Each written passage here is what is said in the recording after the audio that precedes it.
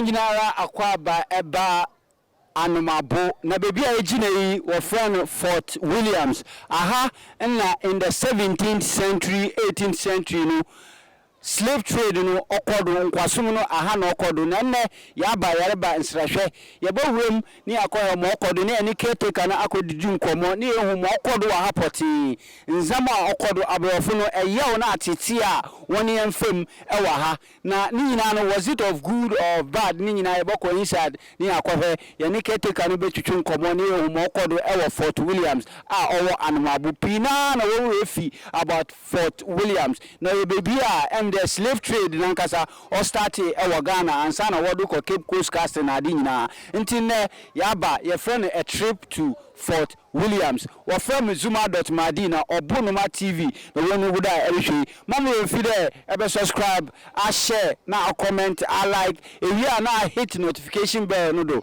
no chere video bi a the drop bi no unso unsabeka na bibia atotona kwemu nti a trip to Fort Williams your room na there yakofa mo okodo wo ho nyina.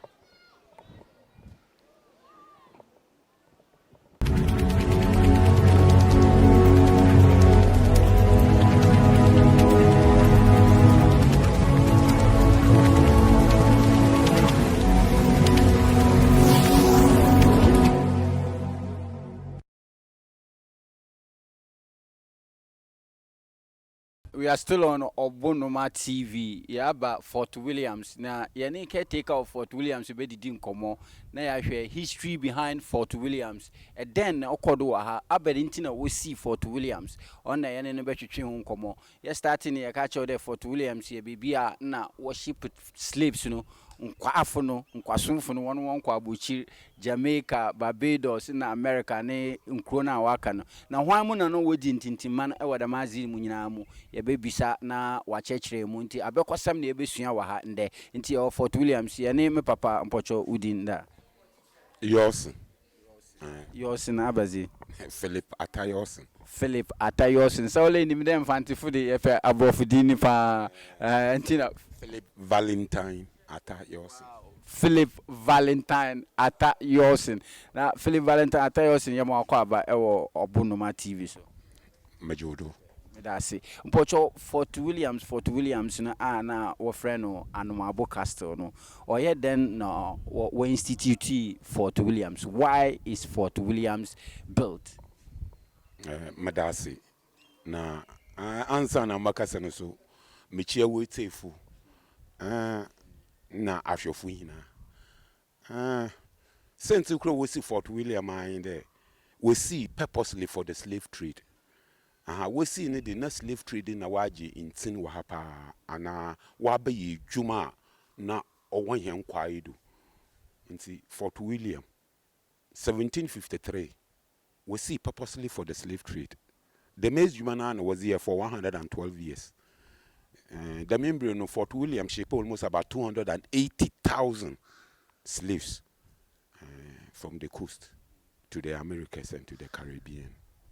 From the coast to the Americans, not to the Caribbeans. Now, one mono we see because Abekosam Chere the Nipa Bebri fi Dutch 4 Bay, Danish 4 Bay. Now, one at last we see Fort Williams. Now, but intina Dutch 4 intimacy, na the monko for no momna, Wabeji intina we see. British abrofo we see. Am answer na British abrofo wo ba no. Ana amane binu mezin kan wa yeden wa ba. On the Dutch fo. O ye bohu ne zin. Ohon wo zin kan wo bay. Ohon wo ba 1640. Answer na Danes fo Sweden fo so wo bay. But ehun hina wan jintin the British fo no wo bay 1753. And one will be jinsin. And po answer will be supporting po or the British for 1 year French abrofo. When you want yes, when you want to conquer, we term it as 2-year war between the French and the English. And see, assassin po be see in wordun po or the British abrofo na French abrofo walk for 2 years. And sana British abrofo no with the French from wordun kunim ma when you kwande will be see Fort William. Mpocho na wana wosi na nkasa no ebetimi abo governor because time na governors na ade na enim na governor ban na obesi because abekosam chem de obisi na wentimi nwie na obi nso boto ado nti na governor na obesi na ofrene de. The fort was built by Governor Appeli. Governor Appeli ono no start ejuma no, but it's the American when we, so it was finished by Governor Buff. Ono no obebe wie. We no so was ye ejuma no. And one wo kwa no governors binuma wusi we chere wo be ye ejuma ha, included Governor Mills, Governor Brew, Governor White, there was Governor Meredith, then there was Governor Krushank. Them governors in we No asama na the slave trade na nkasa no o starting tintima na bia was started C40 no start o ejuma 1753 na wo wie e was 1756 say Richard Brew no obewie na ebi said them time no nyina no na o only the slave trade no nkutin na where wahana because along the coast na ships na no whatever no only the slaves nipa na worship na there was something going on aside the slave trade we see no na ejuma wa ni slave trade no until Fort William the slaves na slave trade na was here the main during the day ye beka there na forts and castles wo mpano he hina mostly or your slave trade. So was in them be back on Ibiano ye gold, no ye timber resources, but slavery was the dominant trade in those days. Until Jumetitra no or the membrano was the fort was the mainly for slave trade. No. What's in Fort Williams we see it was mainly for slave trade. Naturally, Kwasumna na what onam do that what you see Fort Williams Anomabo Castle.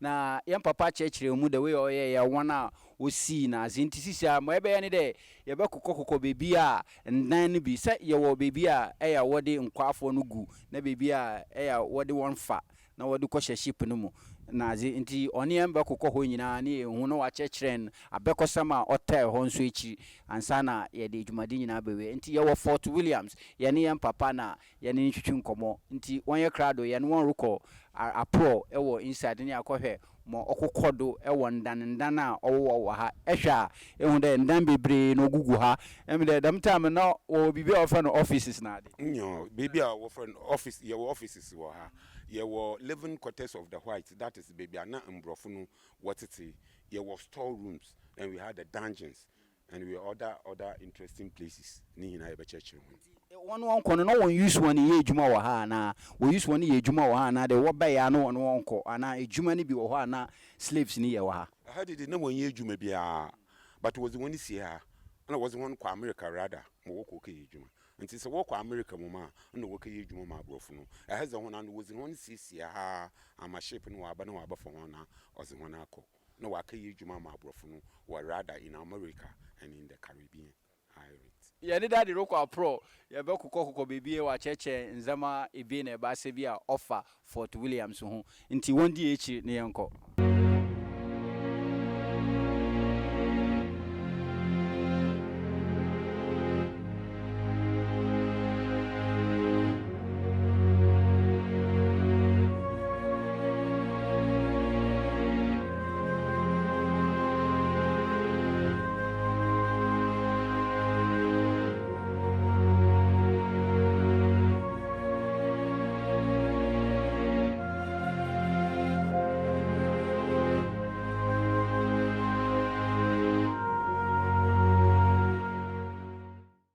Yeja pro yedru edan bi nim wa na ahanso yan papa be chen da medani na abazi no no okodo wa ha e during the slave trade no nti e be bisa papa mpocho ahanso no abadi no okodo wa ha no ye friend no the auction room this is a auction room o che de baby a na what on slaves no and now was the slaves no woni tiribo ansa na mbrofo no was woni sisi dungeons no no na ansa na ye boko auction room ho no mpede mechire hon azibi ye wo Ghana map wa ha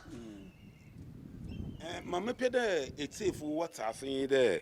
Ye wo I kon be ye ebasa onom doma obi zibaba be ye donkonyi kon kor onyi indonkofo a imbrofo na rankasa watchiche one, that is those who were forcibly captured by the Europeans themselves. And when imbrofo na rankasa watchiche one. Chede we bibifunu na watchire one bay abrofunu na wakochire one. And when imbrofo na rankasa watchire one bay. Ansana and when I yankasa e bibifunu yes one bay. Na and when a bibifunu yes one bay no, most of them came from tribal wars or kingdom wars. And when the membrane, there was no central government, but there were the kingdoms. Some kingdoms are you want to be brave a war in Yanimanium. Na in Kano, say ye son, I say ha, and now ye can't the Akan group.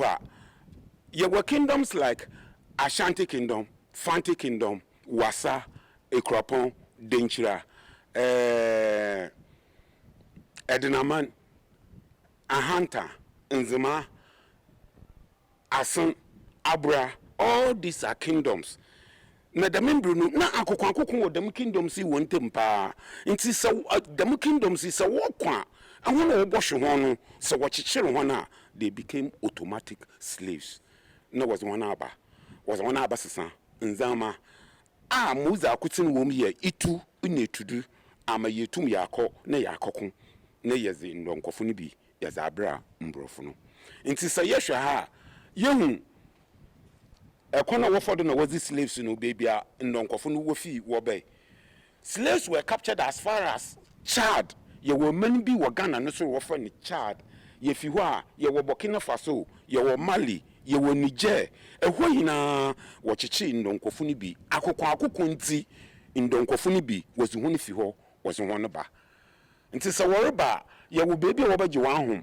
Baby to the Paga Slave Center or your one. Ansana ye send yaba middle Salaga slave market. Ansana yaba asan manson. Nese yed wudru asan manson. Onim den dokofun wanan to acher. Baye busumanan, baye busumenum, wongor daninti, wudru asan manson. Bakabi woho wobugoro ho. And that one is referred to as the last bath ritual. Nti se wogoro ho. Last bath ritual. Ritual as in ritual say or cleanse one for the journey. For the journey. Onam that one to watch nti nti wodru ho a wo bokohoro wo ho wo be clean abrofo no way na bibifu no nkofo no wanyu no fi so reba no ahon wo be. But man you there and brofo no nko aseno manso nka for slaves no ho mba. We have merchants on the coast. It's merchant the whole coast here no and one wo aseno manso. Usually yesterday and the wazi binum sisa in chin anazi. And one wo nso no na was in chin was the boko aseno manso. O send the inside one when chin ni ho until hene ye wo nso no yeze in chin and nzam ho keka ho yeze kwa aseno manso na yeze akasesa. Slaves no wo fi not Ashanti region, northern region nazi was one river no na yeze akasesa no na yenso yeze one aba to the castles. Na onam de na Anomabo oben asen mansun nti say yereka yenka yebekede in those days no Anomabo was the leading slave supply center on the Gold Coast. O send Anomabo supplied almost about 466,000 as against 381 at Cape Coast and 255 at Elmina. Ni hina there Anomabo was nearer to Asen Mansun, so it was easier for slave merchants to bring their slaves to Anomabo than taking them to other places along the coast. Wow. So what's it? No chere one free no ye only Ashantis na mfantifuno pe wodi bi fi Chad na bebi okaka Paga Salaga na adi na ansana wanu aba asin manso ansana wabe cleanse one na wa cleanse one we are ansana wa ton one ama abrofuno no one so wa shift one akọ nti aha ye slave auction room yɛn papa ne yɛrekɔ inside wakɔ kyɛkyɛn nzama bi wɔ hɔ na ɔkyerɛ auction no na borɔfo ka auction a ɛhu dɛ yɛn yɛsɔre no ɛhu dɛ wɔde car bɛsi hɔ na wabɔ no bo ebi a ɔyɛ 5,000 na wɔasi mama 2,000 na wɔasi mama 3,000 na obi sɔre ɔsi mama 10,000 nipakoro ɔbɛka dɛ mama 10,000 na ɛmu dɛ ɔno na wɔde car no bama no na ɔkyerɛ dɛmaze no bi na ɔkɔdo nipa nso wɔyɛ no auction. Of course, ahyase no na the man not say, but you the ahyase no adwuma nkasa ɔhyase no na sika ɛnni wiase. Good. So most of the slaves in the beginning passed through the barter system of trading. Was one system in Zama. Coffins, household utensils with rum and wine, guns and gunpowder, provisions, and other things. I was one system. But in the 1700, money was created into the system. So they arrive at a uniformed price. Into Yaboko auction room. Okay, into your auction room hall, na you go home more okodo a higher auction room hall, into your baby saying papa, more oil okodo, you whom we see pillars who said, then we want that idea. Into that a higher auction room on na bazin okodo, Dumbrin. So them amazing Kamakano. I had no what on slaves no was a mountain brofono. Na impo ansana was the slaves in the Baba auction room one. They first passed through physical examination test. On the day in brofono, we hear one who yet work work a huge mamma one pair one warrior and see why one test no was select one. Even they go by age. In my friend money from 10 to 14 years, in Penifuni 15 to 25 years. And see was one by her, the mazin in a warrior one. I wanna it be fail a yara warren fall above the age warren fall. And so I want to qualify one who yet within the age. And when Uncle T and I was one about auction room. Yeah, what the original slave platform. Ewaha. Original slave platform. Mawazi in Donkofuni General. Not what on one man brofono. On the missing can make it in way we see Fort William. No, there was a uniform price. And see, what button in me for 5 English pounds. No one on myself for 3 English pounds. You can 5 English pounds, which is almost about 30 Ghana cedis today. And 3 English pounds, which is almost 20 Ghana cedis today. And my family, the children, now one was one assassin in Zamana Makano, but mostly provisions, or tea, milk, sugar. Esi numnaza okeke kahon ifienza manza matse chance na fork na hwehwe numnaatse numnaazini na ono wotum was a maframano was one assassin. Now in maframa ye kan wasam no, they were usually termed as stubborn children. In maframa when aso oyezin oyezin and when no was one ba abazintira because the male one abatan no you were ready to be brainwashed. About on what brainwash one arguing there. So when a man one house way and when one 2 months to one, and it was one of Bram Brofuna and Brofun but one aquana, Wakati 1 year. So stubborn children were offloaded. Ochere na wan ye obi akeke na woton no wona waso eden wona wa honzin na wohwe age limit nso from 10 to 15 from 15 to 25 na no woton na say ahana na ye for the platform until we general hana wa action one yes na chere ahana a skill yan fan there baby a skill one no woton one. It's very unique. On Sunday, you know the oil no called that Fort William was a slave fort. On Sunday, say you can't a slave platformer. You back at Fort William Ancotin in Owobi. It be in Cape Coast, it be in Elmina, and this makes Fort William a very unique fort. Nti da yehu ende adiri nso ha oni so wa de ma yehu wa hai ba emde ahanso emde bibina wode ye na ahanso no abazi na wo wa the means me oba echiri se me kada oba echiri a onye de embre woje the water slaves no Finally, when slavery was abolished in 1865, the forts and castles were lying idle. New functions were found for them. And so Fort William was converted to a prison from 1962 up to 2000. In fact, for 38 years, when Fort William was a prison. Now, on the fort, no ye prisons in Inti. On the fort now, why you know? Or send with the prison era, visitors were not allowed to come here. Tourists, historians, all of them were trooping to Cape Coast and Elmina. But then when the amazing come I catch you there, Anomabo supplied almost about 466,000 of the slaves that were shipped from the Gold Coast. On them the prisons into Normayente, Anomabo, Nizin, in the slave destiny. On them prisons, and the means the me be saying obey. During the prison time, the auction room of the slave trade became the kitchen for the prisoners. Into no way your prisoners when he's banned. On them prisons in Inti, were in kitchen. Chimney was fixed over here, and it came with washing basin and drying platform.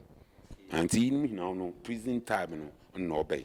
Prison time now wash wire them. Aha. So in your prisons now nza ankaha onto them.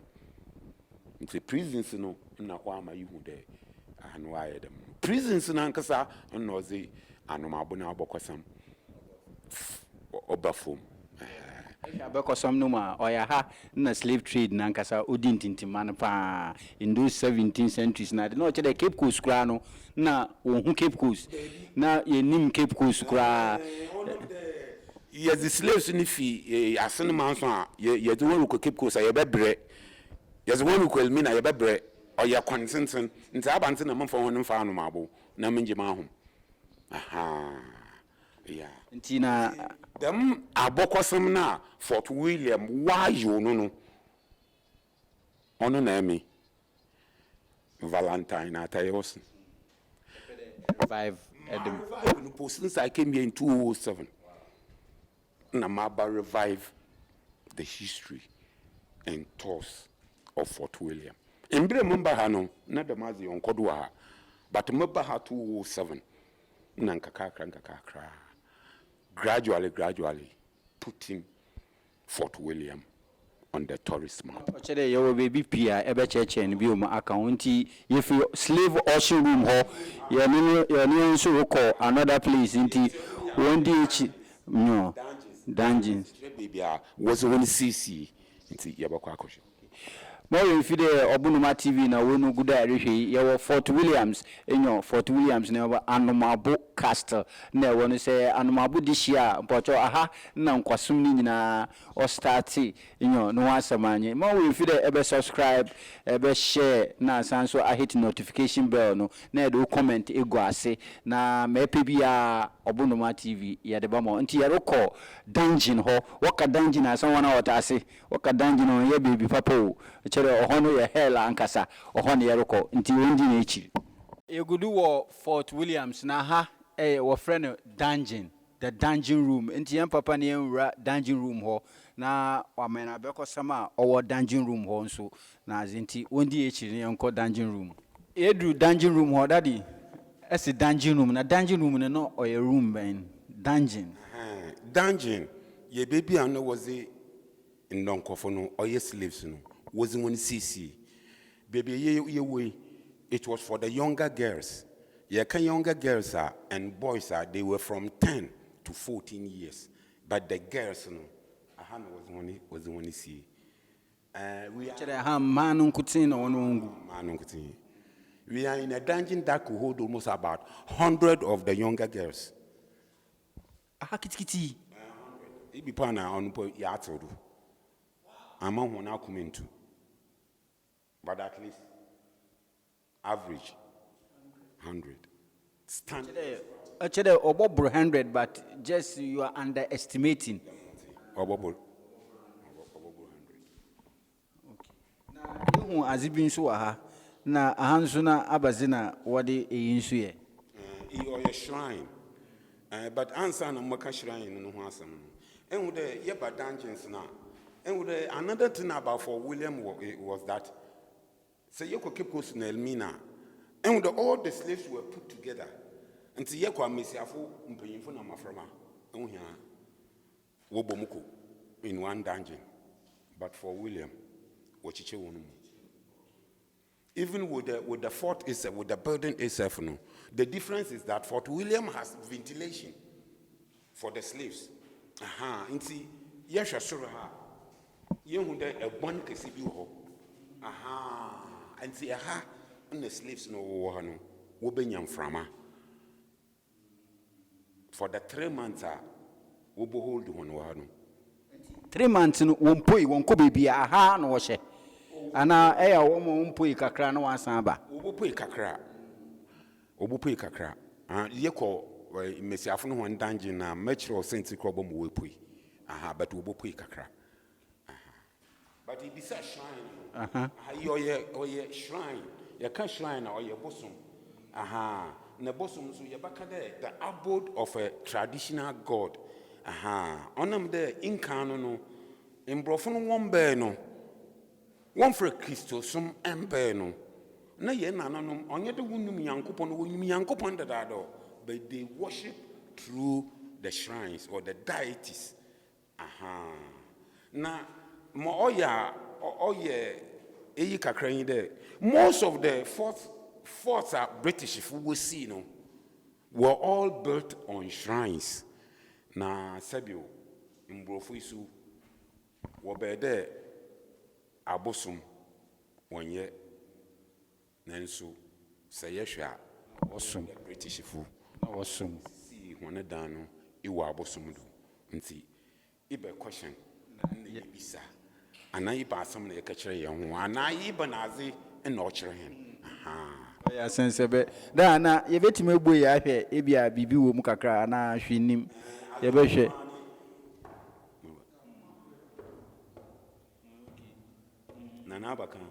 Anabaka, ya pocho ya maframa, yesuaze kakra, yensho we ya pocho. It is the rock. Or yabu. Yeah. Nehu de baby ya na wakatado. So we have white cloth. Was the katado. Onam the baby we impe waninti, we have schnapp bottles. No, uguha, identify the bosom no, da baby wabaha. Obey pay where you Nanabaka. It represents the Abaka dynasty. And now Abakafu. One dynasty. One Abosum. Abakafu. Yes. Then I move a paracano. What's it? Yamfa yan Abosum Nuntungu. Na yamfa Bible no, but now one will see one in the na, and I will see one slave rooms now. What the abusum, what the teacher, or ya sensebe, ya guduruko. Yes, still we are at Fort Williams. You bedrew another room na minim sa hanso a dungeon. So then you baby say papa, daddy na hanso na abazino okodoa. Hanso ya dungeon. This was for the women. I want to make the younger girls and for the women, 15 to 25 years. And when the one word down no awesome. And see, I bet there 200 of them, 300 of them held here. Hana or hold them besafuna where being fukakran 15 to 25 years. You know, Emma Yanyanta said, or 15 to 25 na the last age, no one call 1 hour board. Abaduna oya 1 year, Ebia 1 hour bana wire besafuni biba wire nazi. Na one na bazino 1 year. What's 1 year and 1 walk na de or Nkosumbi 1 fado ewaha. I'm from the Obifu not to her, not Nessa was naba as a slave, Nessa one qualified Ibioyer, and as Ibia Obur Ager. He becomes or she becomes the property of the master or of the merchant who brought him to the coast. And see, on him the he either lived among with his master. And see, the men Bruno, in Crow Winsani hina. Bofokasa kakrakakura yezemohon became cosmopolitan villages. Yakadama no chede onam slave trading nti nkrofo bebre fi not ohina wo sene nso ano when chansa na nko wechi. So we bedum kakana waka cosmopolitan custom e dey infantifo na ya brofo no e anan nya abotre na akanti boni biom na church ase na cosmopolitan village on there a krasa nkrofo fifi baby na wa abatena ho aha nti the member no medase nti the member no yereka anya no mabofo nkuti na sisi awo ho onem slave trade no ibinum baha Elmina it is the same Cape Kusa it is the same aha see them na azan baye you live with your master aha so the local villages had influence of people coming from different places from the Gold Coast. I went to once and which one call. No baby I want one na kugu. For example, the Elmina Bantuma, you were then be a watch on the Niger house. Niger house. Was it in the Niger house over? One wofi Niger no from Niger na one bugu ho. You wonder even names of some local people. Anokrapo ochre monechi baby wofi na we wobe. Nti ahaye mbesiafun wedi impanyinfo no anya nwan kuti hu de yihu dan ko so ho. Because some of the women were selected to be concubines to the European masters. Or send them from one for one though they attempted. And the first one was Letitia London. Captain George McLean. She came to Cape Coast. One James did the slave trade. In Bureau Cape Coast Castle, no bohuni Juma and Nukun oye, I am shishi in a yo to offer Nunqua. You see, on for Obasan, you know, in Brofuna and Pedro was one year, was one baba. Chede abofuni bi kra na chede slave trade na nkasa no won jintum. Oh ya no kwa. Ebi mo ho na won jintum. Ebi mo ho na won jintum. Nti ebi mo ho a wo ba hopa no oye wan ye. They rebel against the authority. Nti them now sister no be botwe. Nti e won was selecting one man concubines no. And when Uncle Tin woman come wo gwar no go sisi e hono ho. Sabi wo send one home by yaworzi. The remaining woman wash once in 2 weeks. Nti Mr. Funke no wo bo hohoro wo ho da pene bi ni bia ekol. Emma no bo hohoro wo ho bosum kru bia ekol. While they are held in the dungeon. Is the man what has them on pie a pan on a biscuit. Only be mo woni ye metin ama won ko toilet basbasa. Onam the menti wa bobo one toilet wo the corners of the dungeons are done in Chanchan. Oh, of course. Why the prisons? Of course. Now, I said you pound on a biscuit and is in the toilet and in a bed. Wickedness. Hey! Inti aha mbesiafu dungeon. Inti da yefi ha na yere kwan aha na Yaboko baby was the imenyinfo was when you see. But in mbesiafu no so asamu kru there. Concubines no yankopon ye wadom ma wanyu wa. That is why we had the mixed race and yankasa so among us we have the mixed race only ambrofo no honamba nti yankopon ye wadom ma wanyu wa. You are moved from the fort and a stone building is built for you in the community.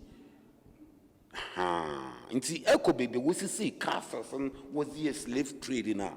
Apart from the castles, there are stone buildings which many of them were built for concubines who had children with the European officers. Chede wo be kra one time keke wasan wa ye nuanom ma no ma no wo na azi nyina. And most of the children bear their father's name. So, for example, English in Bawo among us, they had names like Mills, McLean, McCarthy, Bennerman, Smith, York, Blue, Brown. No, chede intina mfantifunu wondi no abrofo ndini bebre. Na abrofo no wabatina yenu manum. Nti zini di oshazo ha. Anzani yeze koso. The Dutch had Van. Nti yawo Van Dyke, yawo Van der Poel, yawo Van Ness, yawo Vroom, yawo Last, Lutrot, Duncan. Then the Portuguese. So we have De Heer, then we have De Souza, then we have Yelbert, then we have Nunu, one of the biggest Portuguese name we have, especially in Anomabo, Nunu. The Portuguese will call it Nunox, but we say Nunu. Wow. Yeshuaze. Obunoma TV, Rishazi, Yam Papa Onimizi Papa, Inti Yagudu di Apro, Yaroko Binyinfu, one dungeon hot near Aquahe. First 1 year, Mbofomo one dungeon 15, and from 10 to 15. Now, if you are Yabahana, answer from 15 to 25, our MBC Afoniti Yaroko Binyinfu, one dungeon.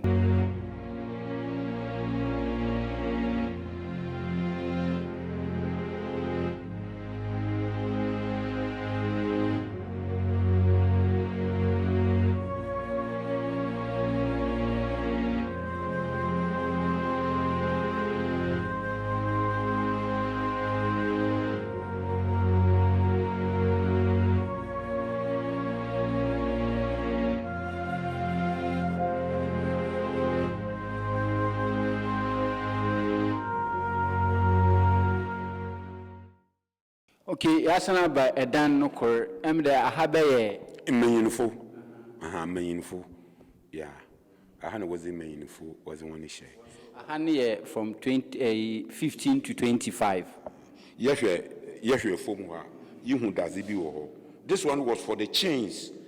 Into meaningful, what one chain, into what one chain no was the chain, was the hook does as they are here.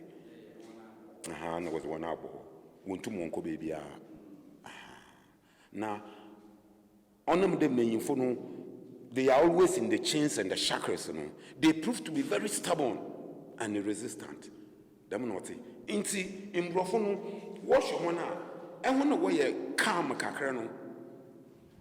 When you get they are left here. I want to crop almost about 300 of them. Carried here, standing and squatting. But Mamanka were there, prisons in Intina was cemented. And yet, Manka, it was a stone floor. Until Crawford 300 in America, they stood on stones, squatted on stones, slept on stones. Rebecca, was it wickedness? Nay, it was another or a partner or other. It was an act to eliminate the weaker ones. And to us, or your sheer wickedness.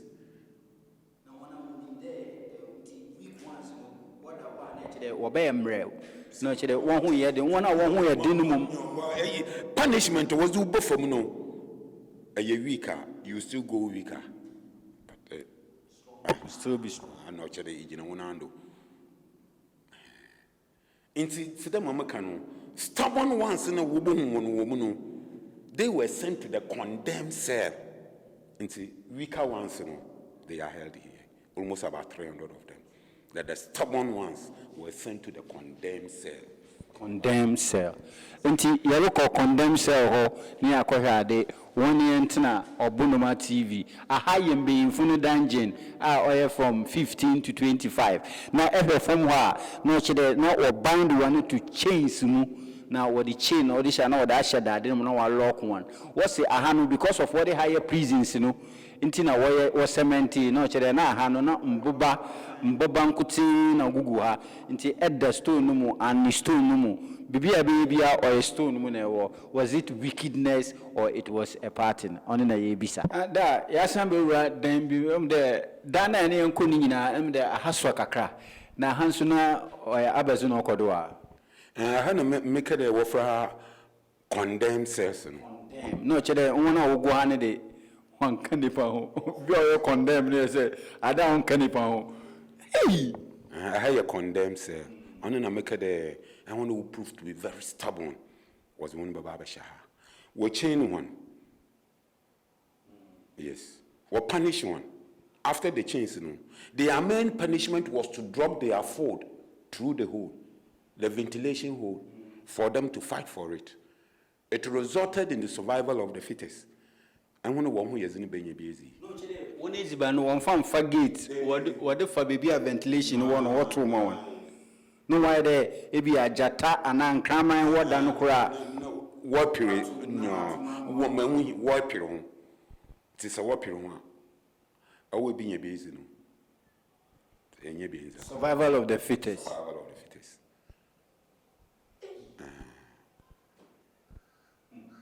And so at least, and when was go condemn cell, nede. Man found the ship no baba no, at least 1/3 of them have lost their lives. And when what how was in the Unyezban Papa and Unyezban Inzi.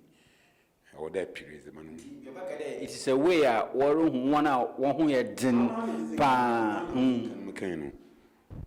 Until I want to walk through Hono, where young Crawford, not one who yet in. The Uncle Panama, when I do much as I would to more to survive various punishments. I would to me walk. Yes. Condemn cells in a way. If you cry, who's all condemned cells. Never throw the ventilation hole, no, and Papa Pado Chede, aha, no, we did the Banafa, and to do Guma, no Chede, or Pro, I want who you didn't na ever survive, any videos are now survive. Naturally, one who you didn't day, Ubu, no, I best someone I then acco. Until any young Papa, you good with the pro, no, your cocoa, and dynamina, until if he condemn rumor. The gate of no return.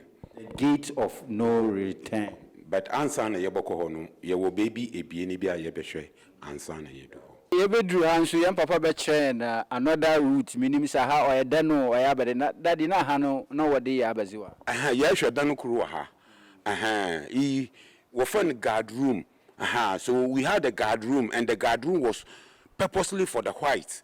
And what they hono make the besia kuruba nukunu wa no obohun de abrofo we slave trade nti ni yem hihye ma aha nti na o chede na enyem brofo ni hina na awon we slave trade no wogitum nti ewo wonyu baba coast ha wo ba for we England and baby the man na Europe wonyu baba coast ha de be slave trade business no na baba na be kada you are against it because enyem hina no open treatment over here.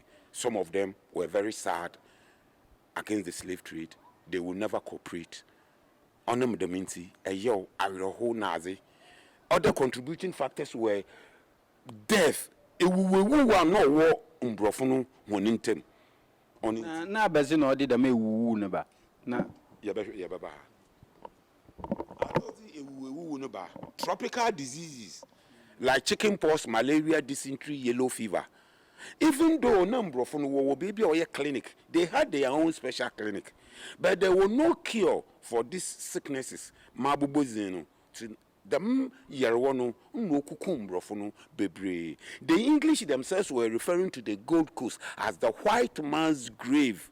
Ochede wo ejuma wo beyen wo Africa hinano wo Gold Coast ha no ndom wo wi pa na hansu na woni enkoe pa hansu na wodi enkoe pa nchete mase but moya yo ho ni there say bibifunu wo wa they were put into the sea for big fishes like sharks and whales whilst the whites were buried with sea. So presently we have European cemeteries in most of the towns that had forts and castles. For example, Ekwelmina, the Dutch cemetery. I hope on we paint you go to Sekendi, the Dutch cemetery. I mean, you go to Cape Coast, English cemetery. But didn't you know who painting a hamuma ya be kosem no o wapa. But correct you there. For the castles and the forts, they were not painted. In Kano, Western won paint. Also, number of no overhand, they were enemies to themselves because Obia pay gold, Opia pay slaves. Into now, so when you paint the fort, it becomes white. It attracts enemies on the ocean. Also, number of no over. And this will cast and a paint one. You invite enemies to yourself. And see, casters and no painting. Say a higher guard room. Na guard room ni cheche mu kakra na say aba and one one pair ejuma no and one was one show ya for England and you are the bay the ejuma na say eba na say ejuma no and ya abas na order there you are put in the guard room, you are punished. And one who is a roho one kay ejuma ibia na mo ejuma na manka you are put there, you are punished. Until 9 years before now, in a war condemned cell, but our brofunaso or guard room where they punish themselves, those who are not ready to take part in the slave trade. Punish them. Those who are not ready to take part in the slave trade, you know, now one bogwa, our friend guard room. And the papa we guard room, you could do read your pro, your cocoa rooms, you know, and say room nibiwaha, and the aboko honsi, you could be saying papa. Finally for the slaves, a hand wasn't one far a coffee ship at the one call. Now, no offend then. The gate of no return. And to say, ye bozini the ma. Oh, ya na ho hunu bridge in the Ibia gate of no return. Until when you forget of no return in ma and a coffee ship, it's so easy for you to land in the Americas and the Caribbean. But until them, you pass through the gate of no return. Now, in Sohobisu or in Yima, Wushia, and Sana finally, Wako America. Yaboko Akoshe. Yaboko gate of no return. Now, what's in Pipino, gate of no return, Chede, F4, Misukra, Abeko Sama, watch them every school. What's F4, no Chede, a coffer ship, now one Wako Buchi, but what's it in some PC, oh, on Tiaroko Honsuna, and Papa Church, or Okodo. See, my friend there. So we pray for gate of no return now. No was one about Pado. Ship Nanka the Obejina in Sunudu, Baya Akunsinuko, 1 mile away from the shore, who send us for Obampana, Obeka, and as Abuba, Obama ship no was say. Into ship in the Wojina Sunudu, about 1 mile away from the shore. No was one for in Hamanka Krama, no was one who ship no. So ship in Yama. Ozi busume basa wapodo ansana wakodu America. It is referred to as the middle passage. In between this middle passage, you know, in bra shape no oroko no obi obeye no shape no mu no obeyi na tunsu no mu ana mfa mabkasi bi bo oba ma shape no amema obeyi ndonkofo no bi wozo no gunsu no mu ama shape no ayahar ana desa wo short is bon honinsu ana won izban. Oh, yeah, the more so sheep numa will be slaves in be was one a good sunumu. Ama is banaka cry wakano wasun slaves in Kaya wakano. Ama we tum was one I could do. No, Chede, one bodu hano, on ye at once na ever for ship no, or in Haman kitting kita, or best so no one wakugu ship nankasamu. Now, Conti, oh yeah, Wodru hano, what you man there, Ubia obeti me forget even biano. He's automatically going into the ship. Oh, the Obia for Hebiano, it is all automatic there, a boko ship no. Aha, but Eco ship numa in Indra America. A quinshia beshia, and as I lokia, a yara was Utunsun, and from Makaseba, obey. You are one over to Sunum, and yet you woo, but a year, and yet you, but it's a year. Say yara or Basso Yaraba. When you have time, cry. When you are malaria, crachu, cacra, no chede. I know what you want to soon because we will just be there, a busman, and non cofunca in a wakano. Aha, and say, Yer Pepper. Yes. And your gate of no return. What's a poifia? No chede. A if you happen, no chede a reba straight to the Hiamano, what for Hiamano man on walk ship no man casa no chede one Americans, Caribbeans, Jamaica, na Barbados Nazi, until aha no a gate of no return. Yana Papa Boko inside near Bisan final questions are or can you then be or so ho but all the emde obegina from one wa cheche ma ohonso oti no kire de dwumade na akoye nim obunuma tv na wonu guda ahwehwe mama o remfi de ebe subscribe na share a comment hit notification bell no nti video bi aboba bia na wonso wonsa aka da obi bi kakakra mamizibo wie only inkro ona amana was the slaves no was on call. Aha. Oh yeah, and WBI ya ka ya black Americans, but anya American kuti in the was the slaves no was one cry. Was one cry baby. And see, you can America. America had almost about 10 cities that had slaves from here. And they included New York, Chesapeake, Charleston, Carolina, Boston, Rhode Island, Virgin Island, Georgia, Mississippi, Virginia, and New Orleans. And when you slaves were. And some yeko Caribbean islands are yewo Cuba, Puerto Rico, Jamaica, Panama, Antigua, Costa Rica, Barbados, St. Kitts, St. Vincent, St. Thomas, Curaçao, Estonia, Gundalap, Haiti. Then we go to Brazil. Brazil had almost about 5 million slaves from the African coast to cities like Rio de Janeiro, Rio de la Plaza, Pernambuco, Recife, and Bahia. Then the Guyanas.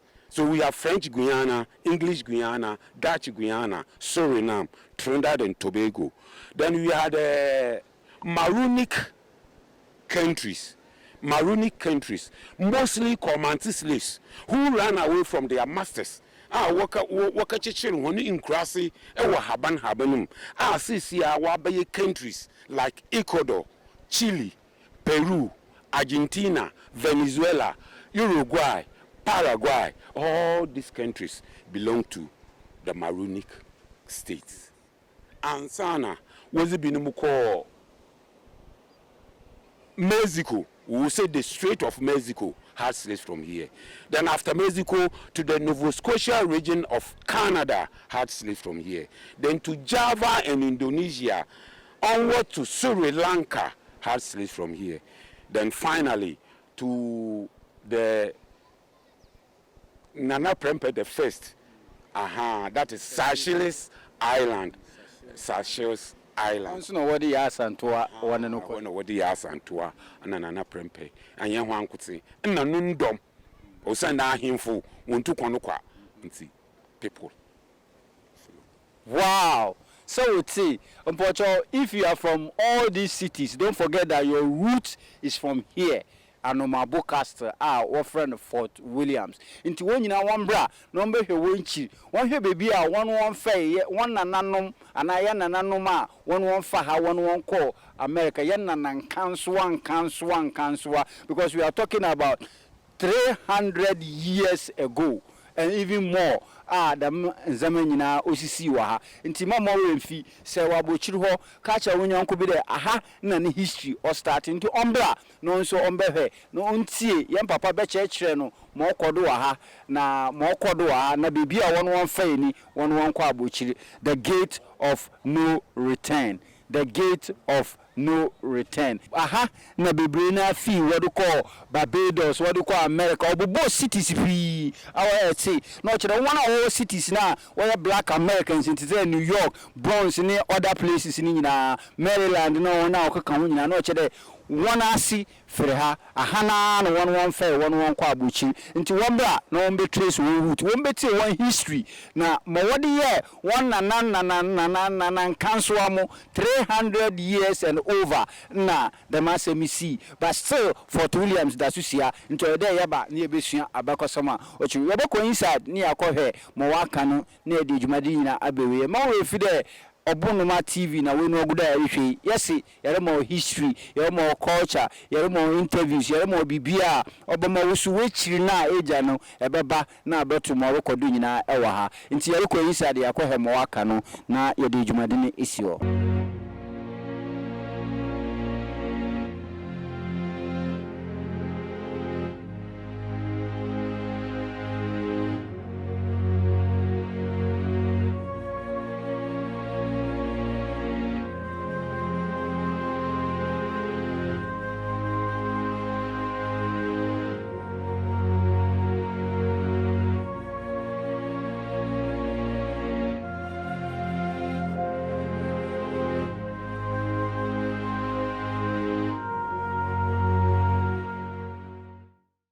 yeguzu wo Fort Williams na aha na yereba wrap up bibia emde ye Fort Williams ni mfimfi bibia e start no yan papa ba be church en emde ndan ni bi wo soro ha minsa benkum soro ha de ya ndan ni bi wo ho ono ye ho aza na wo ye ho ne akọ bibia wo de sleeves na nkasa wodugu nti ya be bisa ne de ndan na wo soro ha no so abazina na wo ye ho da ndan na wo soro ho no so yo medasi ebe na wo soro ho no yeshua esoro ho pa no was for the governor.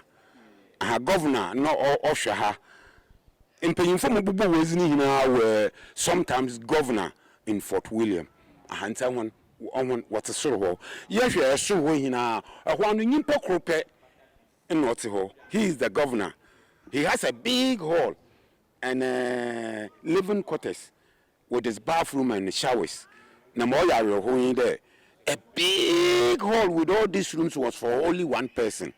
Whilst about 400, 300, 200 slaves were held in one dungeon. And on the second floor now, there were soldiers. The soldiers who used the cannon bombs to protect the fort. On them, there were wars between them. Obia per slave, Obia per gold. We have the Portuguese, Dutch, English, Sweden, Denmark, Germany, and France. Almost about 7 of them competing for gold and slaves. There were wars between them. So the cannons were used to protect the fort. And it was the work of the soldiers. Apart from the soldiers, there were officers like the accountant, secretary, warehouse keeper, and the doctor. They all live at the top. Mfanda one of my boys in a yimejuma ye car contanta ibiojiska osheska secretary ibio nkate yen slaves na yen waton yen sika no hedo secretary nkate some doctor mekan no hospital so no no hwembrofo no ansa na warehouse keeper ono no hwe bibia isban slaves bibia wo bia warehouse keeper ono no hwe do on so hono dan no so no ho no and fan your offices below the offices offices now or below the offices no so na on so abazino way or no so for offices na away from the accountant no office warehouse keeper no office because want to me ejuma wo baby order no they had an office and so also baby order no so no one office ekurubia no office one dan na ase nti ehu de edanwe no office ekuru no office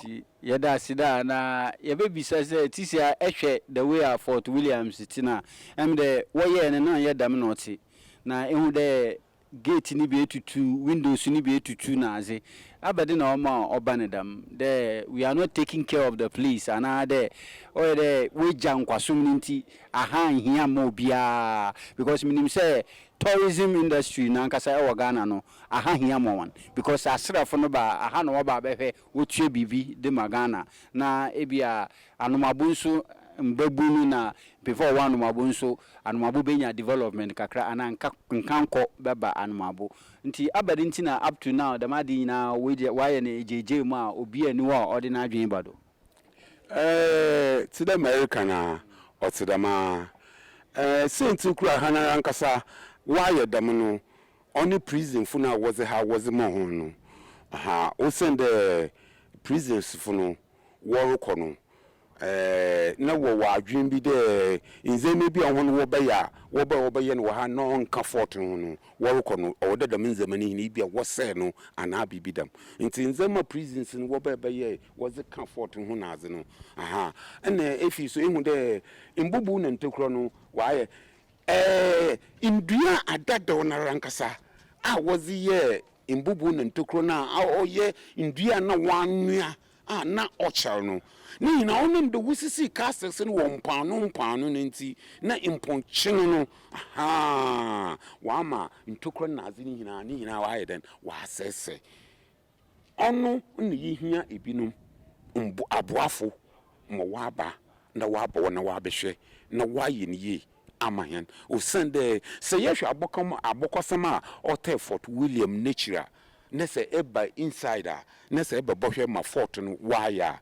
enukwani oya no oya yohu kakra nti yesre obia dodo nara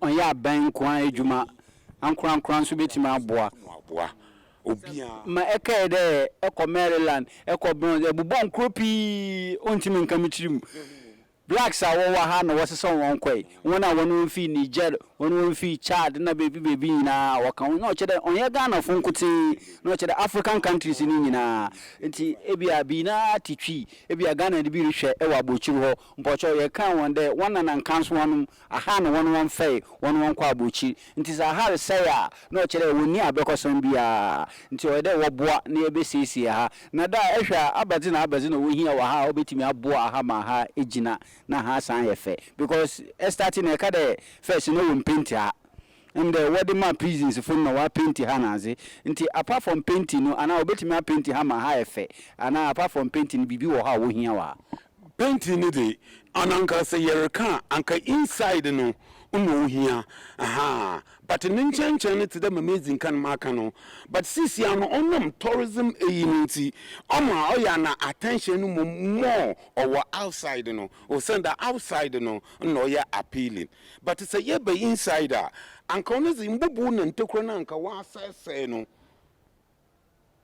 ono no ye the most important ko inside so ye hu de eyi damin dadina wo ye na no wo di sleeps no one shackles no what shen you de dadi ni na win kandre na de ona chede ono abekosaminti on here de ye be ya na on here me chede se yenye obi a de obobo ma we sisi fort na yemi yezin zaman kitin waka ni hina yes better than was me food was ni hina baka ho and with the gate of no return ide and with wa say yenye obi a obaye ya and the yezin hina nkaka akra yezin hina baka ho na aboafo kra obutum wo so yasen ana wo so enye emanu nasen I was on the fort in the Sabi and Yamaza. Aha, see Abuafa, Ubutum Wabua, a man on the Ghana Museums of Monuments Board, Fortune or Okuta one seminal, Ubutum Wabo one, Mawutum Wisi. That's the one in a fort in the Kita one, Bowenzi Ghana Museums of Monuments Board. Aha, in collaboration with Ghana Museums of Monuments Board. On the Ghana Tourism Board. The Ghana Tourism Board. Oh, bia no hu bata tourism hu bia no. Ye hia won mboa. On bobo hen. Me insisi effort no. Insha Anomabo enyimyam. Da na ye no be wi krakra no emde ye wo pictures bi ebubobubo ha. On the entrance no the pictures be abubo ho. Na ye wo abekosama hotel them pictures ni chiri ana we the two hode obeka kai wona won fa ha koy. Okay, no so in some kakra wo ho. Nti no so mutu ma chechira ho. Briefly. Kudu wo Fort Williams Obonoma TV na we no gudu ahwe yem papa a chechwen ma oyede ye na eboa o si ntokuro no mpuma na wansese ni na won bra na ye titru outside no na yesi the forefront bibia enim no hia because e ba ho na hu first nti yem boa na paint na ye ya abo no na nzama bi asese na ye gate of no return wa and the gate na ebu obo nyina na ebu nti ebetimi sisi ho nyina na se asrafo no ba wetimi abehwe no won so wetuesika wada ma papa na papa nso de akoma tourism board na mo kaka ho a wo dam aha o hye won san nso na mpuntu aba Anomabo na bibia akon nkan amayen no asanti yero kwa he pictures na aze nti wi a na ya rap na app yebi se papa advice o ma mbebu na wona wa bochi na adi na de dwumade ni nyina aba ewiye edu pictures no aha ye entrance no there pictures bi wa then hu I binu no wodi chains abrofo from shackles wada hihye won na ase na de na eyinum na abaze na waye ansana woboto slaves no they pass through physical examination test on there obo hwehwe wonum pom say yerube bi anyi wonum a na dam na waye hon. Aha, so all these ones they are undergoing the physical examination test. Tibrino, obo de yerbebi anyu wonum ansana. Nada emde wakade from 15 to 25. Na mi mfifi amule papa emde we na grey hair kakra no chero no hu yazin fa. Or some of them will be disqualified. Aha, nti impanyimfu no wo mu no.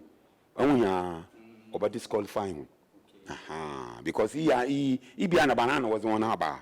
Njo nti you know say when test na over age over disqualifying, over age over disqualifying, over age over disqualifying.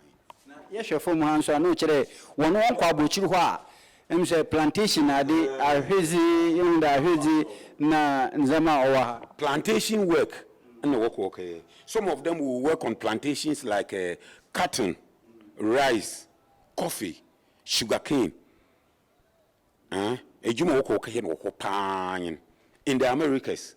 But in the Caribbean as you know, no so ejuma way and wanyin was bi no ko baby a wakaye galamsey woko too gold, especially in America. They did the big ejuma kasa over America.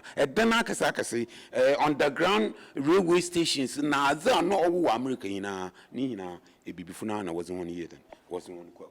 Yambra hakakra okay. The commonest punishment for the slaves in America was hanging. Yeah, and see, one hang one. Types of hanging. I'm the wachichiri na bo. Wachichiri na bo. I'm a watcher and son away. Because what I want to talk on a winter. See, over my check and son. Yeah, style I was the slaves and was one if in crossing wasn't one bar. And this is seen or portrayed in the film Apocalypto by Neil Gibson. Yes. Neil Gibson. A corner wafado no what these slaves was about. And now a corner yafado ne yachiche slaves Ye hunde a manika kraka was sorry would two share a manika krabado. Yes, bigger kingdoms rising against smaller kingdoms, capturing them and bringing them as slaves. They are from Mozambique, Zanzibar slaves.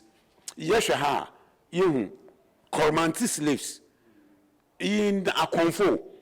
Abokosam children Cormantifo. They were forcibly captured by the British when they were doing their traditional dancing. And now world are come and now be them. In one I command was the Akonfun in Sifuna was one called Jamaica. Come on, only no command for why Jizin and Kasankasa was Jamaica. No, on them abosom Salmon Azar was Ukraine. They could chant for powers in the Caribbean. What do one coin or the Bible bay? No, the Oshe baby or Bible no. Also, now when was the Bible by Yabaka there during the slave trading, there were those who supported the slavery. They were typical 80s. But you make it 80s, I say. I want now one for young Kupanasam, one for Yashi. Chi nyimda brofono ibini wo ho a especially Germans today I want to when did there bibi wo fa nyankopon po so they were those who believed that the slave trade was good nyankopon bia anyi ho iya no ye dwuma papa, and they were those who hate the job them na azenti Hansa ibi musi Snoop say him Snoop Doggy Dog America na tam na mo secondary school na me penasem pa na wo friend dog father Snoop Doggy Dog na me penasem o slim today me na to new America na abekosem kakra na o si na asifi Ghana na azi but ehwe yi nani ma etumu do se Snoop pa na we mu nyina na wo ka nkwafo na say nanka sa wanka ho a Ibiana ne mama ana Ibiana papa on na mpa kire Ibiana no ho nyimpa bi. It was a slaver in America and Ibia wo no say was it this early this year there was argument about dreadlocks ibinu wo dreadlocks and wasn't one ba wasn't no call Achimota College obey argument but mamusum pede me chema adwuna about the dreadlocks in there. The dreadlocks came about during the slave trade. Even as intra because you show picture see. Say you na already in dreadlocks no the monkrofi. One until for a very long time. waba coast ha wungwa wonsuso woniti even so ugwa wa asene man so krapa wonsuso woniti was one about to fort 3 months wonsuso woniti was one half a ship 3 months wonsuso woniti ehwe wo boduru America and wait till then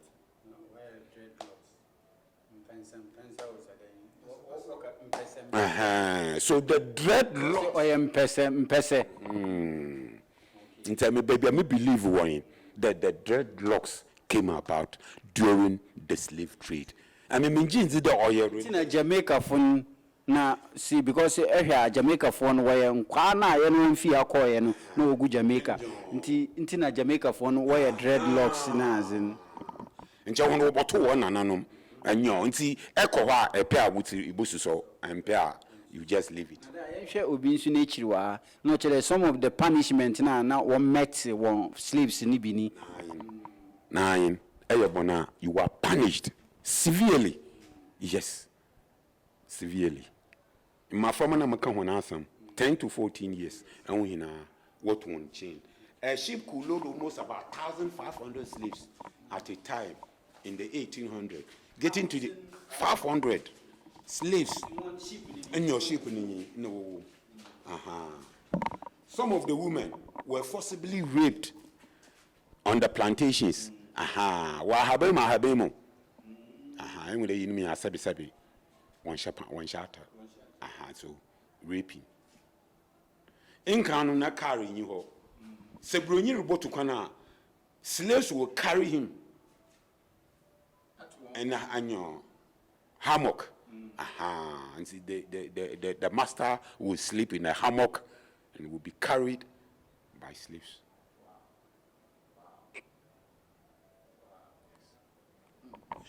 Him say yabeda wasi na finally no yabegina teno ho kwa camera no mu kakra na yen wrap up na yen fa edwumadi nyina nsi ha a visit to Fort Williams na yederebe ewiyi no a visit to Fort Williams da na abekosama kire mbebre efa Fort Williams ho na ebisa de wo final comment wo final voice a edebe mambabu na wona wa abochi na azinyina say the importance of Fort Williams na other force our Ghana.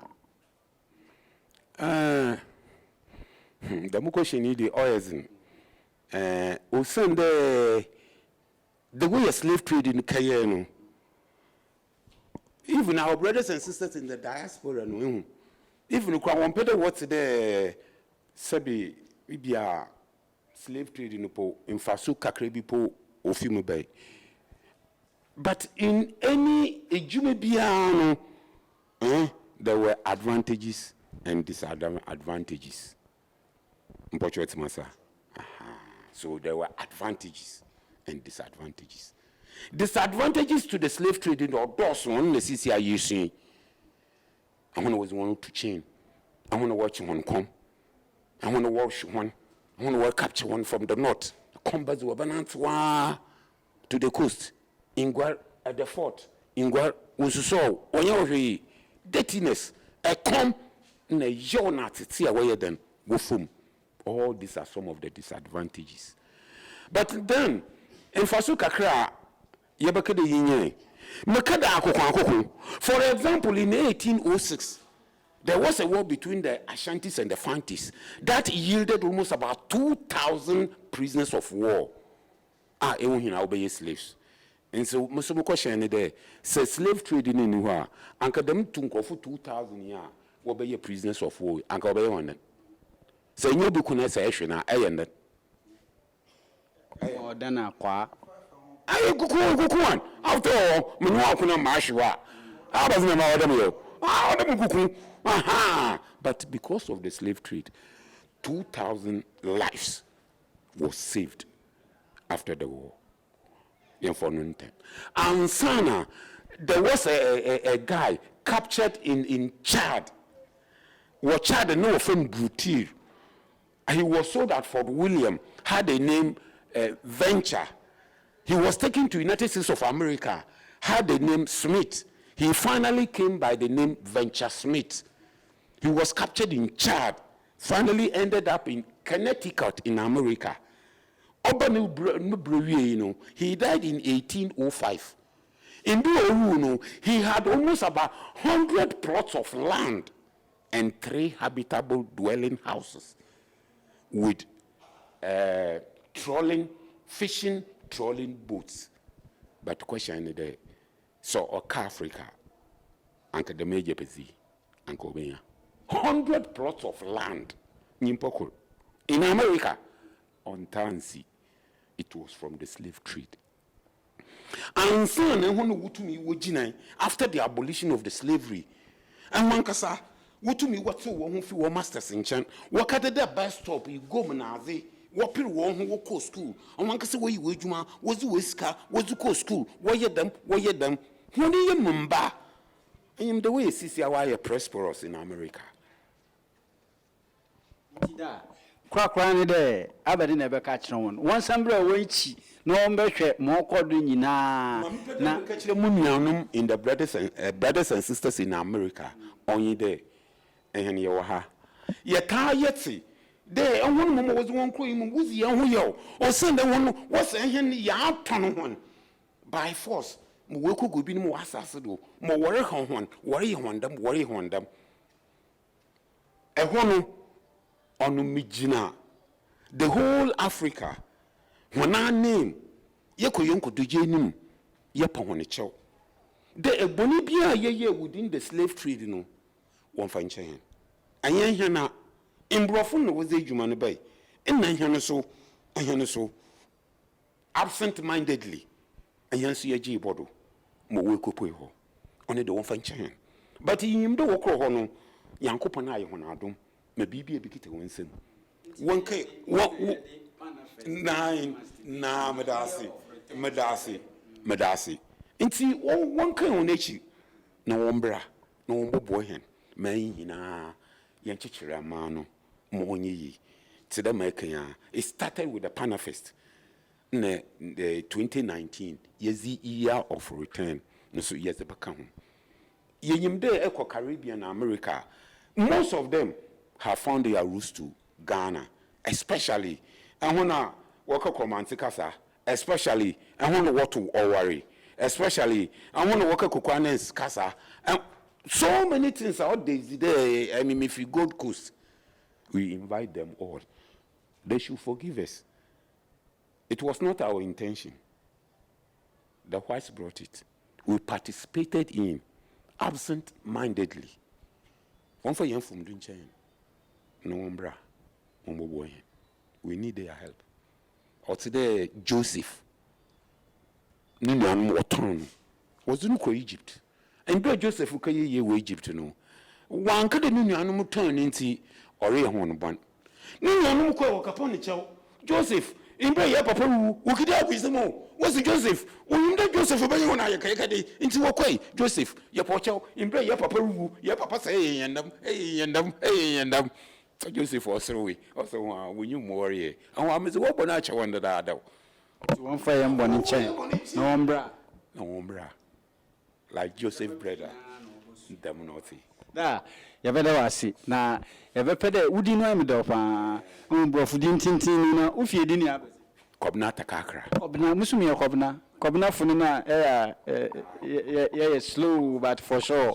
Medasify, Yankupon Shrow, no Yokasi, Yankupon me in chair. Now, one of Wilfrey Abuchiraba, and 80 my church romo. Now, but my ever candidate, or a day Pubia, every training.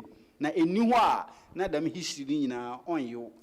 You still your Fort Williams, Sene Yedi Kankaya no aha na nkwasum na nkasa ostati ewo Ghana your friend Gold Coast yewo papa bi wo ofi America na ehwe nkwasum na nkasa sene Mr. Atikan no ostati wa ha na wodi nipa ni bebre slaves no wodo call Bahamas, Jamaica any America nti bra Williams what na America kakra wa bansrehwe oba behe mo kodo mo wodi ye ebibifo ewa ha no oya sifim ono nkasa be emde enusuo kakra kra to ton kakra osimusi wa ha no ya 70 ebisan abedinti no be owa America abedinti no be so eden no beti na na fam no what really happened? Was it a good thing or a bad thing? Oh, thank you very much. What you did, baby, America. Okay, for me, I'm a Fanti, so I'll speak Fanti. I'll add the two to it, I'll mix it up, okay? So, offer me Fifi, another Hamza, others also call me Eugene, but my biological or my birth name is Eugene Apia. Yeah. The more kwaba na indigene of Anomabo na the if we be na epede bebe Anomabo abekosam. Okay, my father or my grandmother is from this place. She's a native of Anomabo, yeah? Anomabo. Yeah, so You are from Anomabo. I'm from Anomabo, but I've lived all my life some parts in Takrady, Sekeni Takrady, and I've also lived in the state for quite a long time, so yeah. When you were in the state, you find the Ewo Abuchimamu at about Fort Williams. Ahana one ananum free. Na Aberdeen Ebaya Eba and Strashe Ashema the way of Fort Williams sorting. To be honest, I've really never heard of this place before. Menteda. I've heard of Cape Coast Castle, and Elmina Castle. Yeah, but I've never heard of this place. I actually came here on a funeral. My grandmother passed, so we were just down there, and I told my sister that we should come and take a great look at this place because I was just strolling over there, I think at the back of this building, and I saw it. And I decided that, like, my sister and I decided, like, we should take a look at it. So that's the reason why we're here. Do you know that this is where the main slave trade started? When we talk of the transatlantic slave trade, this is where it started. And this is where they ship most of the black people who are now in America. Watch America is one. Never no abasam no catcher about Fort Williams na also SOV no abadina also beka afon. Like what I've seen, it's really sinister. It's appalling. It's very bad. I mean, words cannot describe like what I'm feeling right now. What I've seen is, I don't know. Like I don't have any words for it. It's very bad. It is very bad. Like I was asking the tour guide like what was going on here. Like I think almost 300 years ago, but I don't want to imagine or put myself into the shoes of my forefathers or our forefathers, what they went through. I just saw that man's name, like there's a thing over there. I think Gold Coast George, whatever. King George, yeah, King George. I mean, it's seriously. I don't. He is short of words. So, what message will you take it to the United States after coming to see this place? I would tell like my fellow black guys over there that they should come back to Africa, especially here in Ghana, Anomabo, yeah, to come and have a look at like what went on like almost 300 years ago. So they should come back, take a look at it. Probably they'll have a second thought, maybe coming to settle here to do like most good things here, whatever that they are doing out there, you know, because like we've had, okay, I mean, to be honest, we've had great opportunities out there, right? But there's a time for us to come back, you know, diasporans, there's a time for us to come back. So I'll urge my fellow black Americans, whether East Africans, South Africans, West Africans. I'm a West African, I'm from Ghana, so I will tell like my fellow West Africans, Ghanaians to come back. Let's see like what we can do for this place. It's not that nice to see like what went on some years ago, you know, but we can do something about it.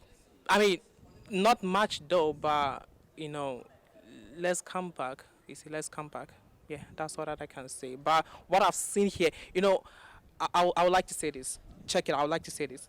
I don't know if you can enter that room. I don't really know, but okay, you know, I went to that place and what a tour guy told me, I just cannot believe it. I mean, you know, keeping like 300 or 400 human beings in that small place for 3 months or 4 months standing or squatting for that period of time. I asked this question, like how were they fed? I asked the question, how were they relieving themselves?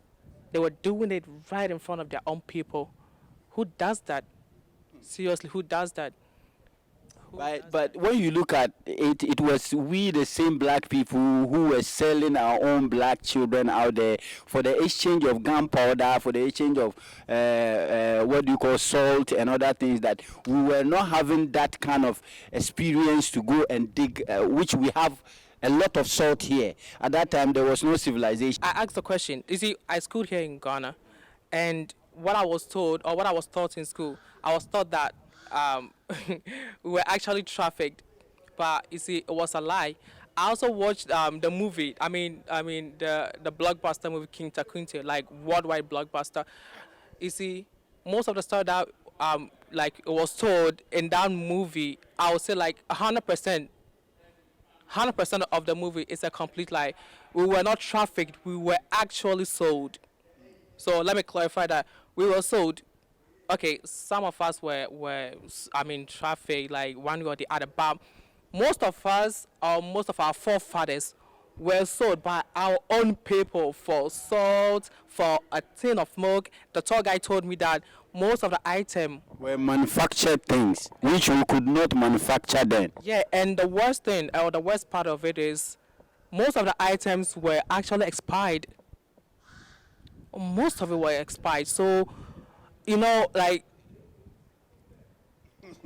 He's short of words. He's short of when we say we are going to be saying it. Because on the school Ghana no one said that man abeko sam na owo enu on oba no beti because edana no ka no edan kitikiti bi was woti me habo nipa be 300 400 wo one place ibi mutina ho ibi mu gina ho for so many days and sana wa ship one wada call into ensem bebre. Your final words to black people out there who wants to come here and come and look at something like this and learn more, so when they go there they can work hard and come and build motherland Ghana. Okay, I'll tell my fellow black Africans, you know, we have white Africans too, the North Africans. I know they are white, but I will tell them that they all should come to West Africa, Ghana, to have a look at this great, magnificent place. It's not that cool to be here, but you know, like there's nothing wrong learning history, you see. So let's come back, learn history. Let's learn like what the white did to us, you see. Yeah, but you know, like it's all in the past, so there's nothing we can do about it. Let's move on, let's move on forward, and I have a great future. So that's all that I can say. Thank you very much. Obunuma TV na uno guda rishei and Fort Williams was answer freno Anomabo Castle. Okay, a trip to Fort Williams had yedi besi yede wonyina ase na yehu abeko semino na ye treat obia owo amono ni bebi obia ehwe Obunuma TV kaide ebeba wechi na abehwe mokodo ewo wo yesi a country or a person who does not know his history is like a tree without a root. Into a day nya root no, or day wuntin ojina into bra, never share, never boa na hands we have fair na insra chef on the bar, we bet me to a bibi kakra na Anomabo so aquaninum, and the one you say, missing ye Zuma.madi, Amina Medi, Ejumadu, Chiami, the one you say, Yankopon share when you there, or share Obunuma TV, Yada one I say.